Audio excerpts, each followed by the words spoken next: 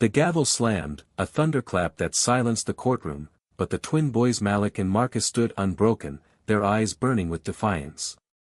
A murmur rippled through the crowd, a mix of outrage and disbelief, as the judge's voice dripped with venom, accusing them of a crime they didn't commit. In that moment, the world seemed to close in, the weight of centuries pressing down on two 16-year-olds who dared to dream beyond their skin. The day had started like any other in their small town of Fairview, Alabama, where the air carried the scent of pine and prejudice in equal measure. Malik and Marcus Jackson, identical twins with quick smiles and sharper minds, were known for their hustle. They'd spent the summer fixing bikes and mowing lawns, saving every penny for college applications. Their mother, Lena, a nurse who worked double shifts, had taught them resilience. Their father, Roland Jackson, the U.S. Attorney General, had instilled in them a fierce sense of justice. But Fairview didn't care about their dreams or their lineage. To some, they were just two black kids in the wrong place at the wrong time. It was a humid afternoon when the trouble began. The twins were biking home from the library, backpacks stuffed with books on engineering and law, when they noticed a police cruiser trailing them. Marcus glanced at Malik, his mirror image, and whispered, "Keep cool." They pedaled faster, hearts pounding, but the cruiser's lights flashed, and Officer Hargrove, a man with a reputation for quick tempers, stepped out. "You boys match the description," he barked, citing a vague report of a robbery at a nearby gas station. The twins froze, hands raised, knowing better than to argue. Within minutes, they were cuffed, their protests ignored, and hauled to the station. The interrogation room was a suffocating box of fluorescent light and stale coffee. Hargrove leaned in close, his breath sour. "Confess, and this gets easier," he said, tossing grainy security footage on the table, footage that showed nothing but two blurry figures in hoodies. Malik's voice shook but held firm. "That's not us. We were at the library." Marcus added, "Check the cameras there. You'll see." Hargrove smirked, tossing their library cards aside. "You think you're smart, huh? We'll see what Judge Carver thinks." Judge Amos Carver was a relic of Fairview's old guard, a man whose rulings often leaned harder on black defendants than white ones. His courtroom was a theater of power, its oak walls lined with portraits of stern-faced judges from decades past. When the twins were brought before him, still in their school clothes, the room felt like a lion's den. Carver's eyes narrowed as he reviewed the case file, his lips curling into a thin smile. "Robbery, resisting arrest," he read aloud, his tone heavy with implication. "You boys have quite the record for your age." Lena sat in the gallery, her hands clenched so tightly her knuckles paled. She'd rushed from the hospital, still in her scrubs, her heart breaking as she watched her son stand trial for nothing. The public defender, a nervous young man named Tom Ellis, fumbled through his notes, unprepared for the case's sudden escalation. The prosecution, led by a slick attorney named Rebecca Stein, painted the twins as delinquents, weaving a narrative of gang ties and violent tendencies that had no basis in truth. Stein's evidence was flimsy, circumstantial at best, but her words were sharp, designed to prey on the town's latent fears. The crowd grew restless as Stein's accusations piled up. Malik and Marcus exchanged a glance, a silent pact to stay strong. They knew the truth, but the room felt like it was suffocating under lies. Carver, leaning back in his chair, seemed to relish the moment. "Anything to say before I rule?" he asked, his voice a challenge. Malik stepped forward, his voice steady despite the tremor in his hands. "We didn't do this, Your Honor. We're students, not criminals. You can check the library footage. You can call our dad." Carver's brow arched. "Your dad? And who might that be?" The room fell silent, the air thick with anticipation. Marcus lifted his chin, his voice cutting through the tension. "Roland Jackson. The U.S. Attorney General." A gasp swept through the gallery. Lena's eyes gleamed with pride, though her face remained taut with worry. Carver's smirk faltered, but he recovered quickly, waving a hand dismissively. "A bold claim. But names don't change facts. The evidence speaks for itself. The evidence, however, was unraveling. Tom Ellis, spurred by the twins' courage, demanded the library footage be reviewed. Stein objected, claiming it was irrelevant, but the crowd's murmurs grew louder, and even Carver couldn't ignore the pressure. He adjourned the hearing for an hour, ordering the footage to be retrieved. As the courtroom emptied, Lena rushed to her sons, pulling them into a fierce embrace. "You're doing so good," she whispered, her voice cracking. "Your dad's on his way." Roland Jackson was a man who commanded rooms without raising his voice. As the U.S. Attorney General, he'd spent years dismantling systemic corruption, his name synonymous with reform. When Lena's call came, he was in D.C., preparing for a Senate hearing. The moment he heard his sons' names, he was on a plane, his calm exterior masking a father's fury. By the time he landed in Alabama, the library footage had arrived, and the truth was undeniable. Malik and Marcus had been studying, time-stamped and clear, at the exact moment of the alleged robbery. Back in the courtroom, the tension was a living thing, coiling tighter with every passing second. Roland strode in, his presence shifting the room's gravity. Dressed in a tailored suit, his face a mask of controlled rage, he took a seat beside Lena, his hand finding hers. The twins, seeing their father, stood taller, their fear giving way to hope. Carver, however, seemed unfazed, his bias a wall too thick for reason to breach. "Mr. Jackson," he said, his tone dripping with condescension, "your position doesn't sway this court. Justice is blind." Roland's voice was low, lethal. "Justice may be blind, Your Honor, but prejudice isn't. My sons are innocent, and you have the proof." He gestured to the USB drive containing the library footage, now in Tom Ellis's hands. The young lawyer, bolstered by Roland's presence, played the video on the courtroom's projector. The screen showed Malik and Marcus, heads bent over books, oblivious to the world outside. The timestamps matched perfectly. The crowd erupted, some cheering, others shouting in anger at the injustice. Stein's face paled, her case crumbling. Hargrove, seated in the back, shifted uncomfortably, his earlier confidence gone. Carver's jaw tightened, his authority challenged in a way he hadn't anticipated. "This changes nothing," he snapped, slamming his gavel. "The court will deliberate." But the room was no longer his. The crowd's outrage grew, voices calling for fairness, for accountability. Lena's eyes met Roland's, a shared resolve passing between them. This wasn't just about their son's Anna Marie, it was about every black child judged before they could speak. As Carver retreated to his chambers, the twins were allowed a moment with their parents. Malik's voice was quiet but firm. "We didn't think it'd go this far." Marcus nodded, his eyes on his father. "You always said the system's broken. We felt it today." Roland's heart clenched, but he kept his voice steady. "You're stronger than this system. And we're not done fighting."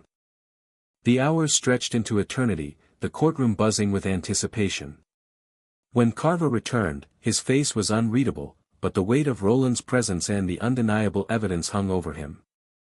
After review, he began, his voice tight, "The charges against Malik and Marcus Jackson are dismissed." The room exploded, cheers mixing with cries of relief.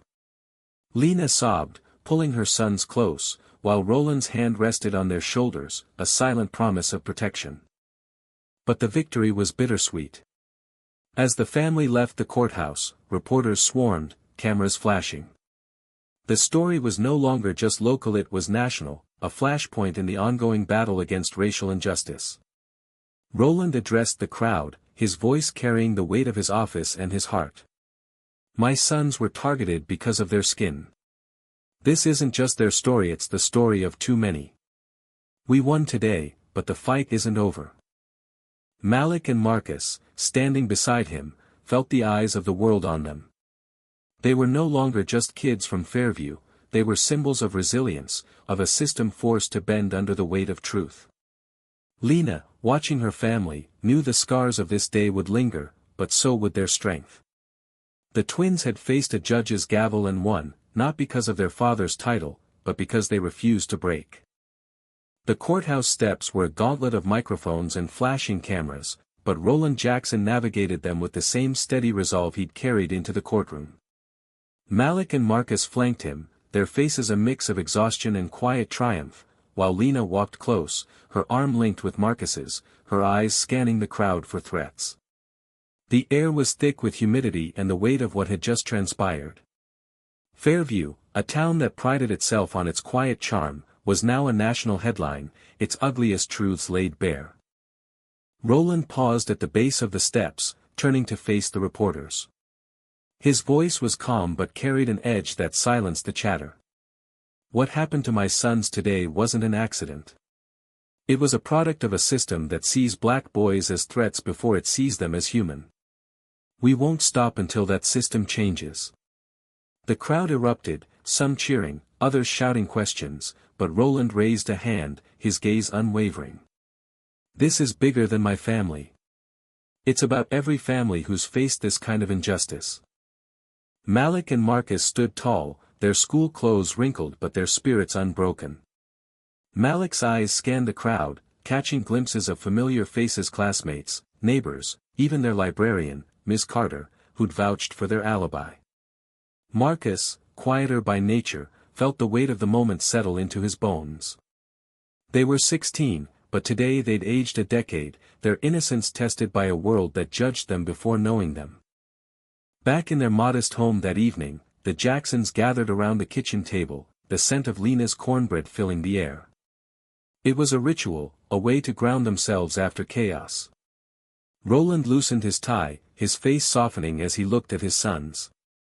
You two were incredible today, he said, his voice thick with pride. You didn't just stand up for yourselves, you stood up for everyone who's been through this. Lena reached for their hands, her eyes glistening. I was so scared, she admitted. But seeing you hold your ground, I've never been prouder. Malik managed a small smile, but Marcus's face was shadowed. It shouldn't have happened, he said quietly. We didn't do anything wrong. Roland nodded, his jaw tight. You're right. And that's why we keep fighting. Not just for you, but for the next kid. The next morning, Fairview was a different place. The story had spread like wildfire, trending on X with hashtags like Justice for the Jacksons and Fairview Fail. Local news vans camped outside the courthouse, and national outlets picked up the story, framing it as a stark example of racial bias in small-town America. Officer Hargrove was suspended pending an investigation, a move that sparked protests both for and against him. The town's fault lines were exposed, some residents rallied behind the twins, while others clung to the narrative that they must have done something. Judge Carver, meanwhile, faced his own reckoning. Roland's team in D.C. had already begun digging into his record, uncovering a pattern of disproportionate rulings against black defendants. Petitions circulated online, demanding his removal, and the pressure was mounting. Carver issued a curt statement, claiming he'd acted in good faith, but it did little to quell the outrage. The handwritten note on his bench, "Justice or Prejudice," had been photographed by a courtroom clerk and shared widely, becoming a symbol of the case's moral stakes.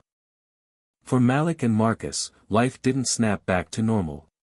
School was a minefield of whispers and stares, some supportive, others hostile. Their friend Jamal, a wiry kid with a knack for basketball, met them at their locker the first day back. "Y'all are legends now," he said, grinning. "But watch your back. Some folks ain't happy." Malik nodded, his jaw set. "We've been watching our backs our whole lives."